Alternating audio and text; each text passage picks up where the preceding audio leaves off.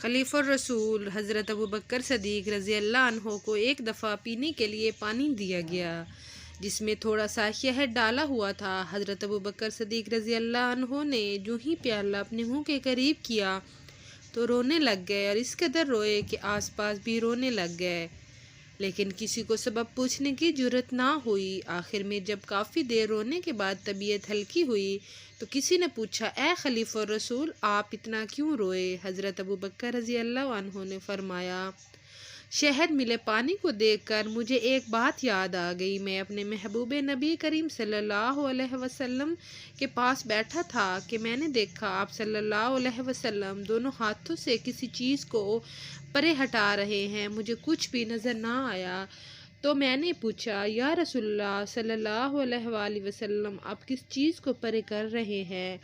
نبی کریم صلی اللہ علیہ وسلم نے فرمایا، ابوبکر، دنیا میرے پاس آئی تھی اور میں اس کو دفع کر رہا تھا کہ مجھ سے دور ہو جاؤ، تیرا میرے پاس کوئی کام نہیں۔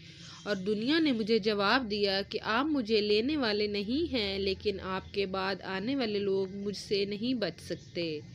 حضرت ابوبکر صدیق رضی اللہ عنہ نے فرمایا کہ وہ واقعہ یاد کر کے مجھے رونا آ گیا اور شہد ملا پانی پینا مشکل ہو گیا کہ کہیں اسے پی کر میں اپنے محبوب نبی کریم صلی اللہ علیہ وآلہ وسلم کے راستے سے ہٹ نہ جاؤں اور دنیا مجھ سے چمٹ نہ جائے۔ اس پیغام کو دوسروں تک پہنچائے تاکہ اللہ کسی کی زندگی آپ کے ذریعے بدل دے۔